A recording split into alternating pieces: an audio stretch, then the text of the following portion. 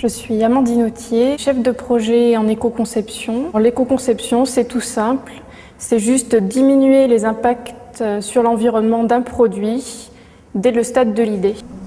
Donc, ce produit est un diffuseur de parfum qui au départ se branchait sur la prise et donc consommait de l'énergie. L'industriel s'est aperçu qu'on avait toujours un objet qui était relié à l'électricité, qui était l'ordinateur et qui tournait en permanence.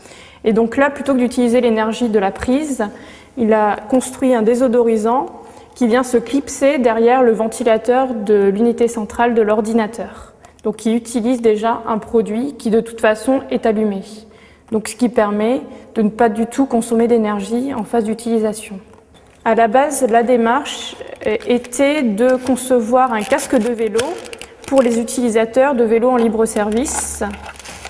Donc pour que le casque soit facilement transportable. Donc l'entreprise a travaillé à alléger le casque, moins de matière, donc moins d'impact sur l'environnement, et également à réaliser un casque pliable. On a un produit qui prend moins de volume, donc on peut mettre plus de produits dans les camions et on utilise également moins d'emballage. On peut également utiliser des matériaux biosourcés. Donc, par exemple, ce pot de cosmétiques est fabriqué à partir de plastique renforcé avec des fibres de bois, donc d'économiser du pétrole. Sur ce produit-là, cela n'a pas marché, tout simplement parce que le geste était trop compliqué. Il fallait ouvrir le tube, enlever la pompe et après rouvrir le sachet, remettre dedans tout en ne perdant pas de produit. Donc ça demandait trop d'efforts aux consommateurs. Il faut que finalement les produits éco-conçus soient moins impactants sur l'environnement, mais aussi soient pratiques pour les consommateurs. Et là, on n'est plus dans une démarche d'éco-conception, on est dans une démarche classique de conception de produits et de marché de consommateurs. Ce produit a été validé d'un point de vue environnemental et en plus, il a coûté moins cher à l'entreprise au niveau de la production.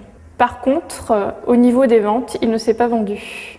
Parce qu'au niveau de l'aspect, les gens pensaient que c'était du polystyrène expansé, donc le genre de matériau de calage qu'on met dans les cartons, et donc pensaient que c'était un produit fragile, alors que c'était le contraire, justement, il résistait mieux au choc. L'entreprise réfléchit à ressortir cet aspirateur en travaillant sur l'aspect de surface et en communiquant également sur les impacts environnementaux.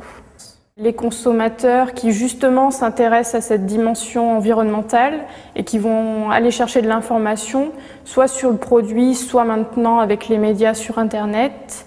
Et il y a la deuxième catégorie de consommateurs qui là va juste regarder le prix du produit. L'éco-conception est une démarche initiée par les industriels, mais les produits sont achetés par les consommateurs. Donc pour diminuer l'impact environnemental, il faut que les consommateurs agissent, deviennent des éco-citoyens et travaillent ensemble avec les industriels pour diminuer l'impact sur l'environnement.